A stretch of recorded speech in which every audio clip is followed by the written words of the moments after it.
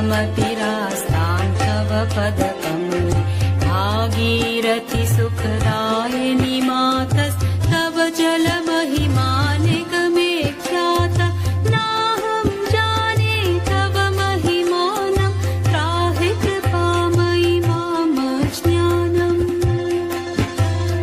हरिपदपाद्यतरङ्गिणि गङ्गे हिमविधुमुक्ताधवलतरङ्गे दूरीकुरु मम दुष्कृतिभारं कुरु कृपया भवसागरपारं तव जलममलं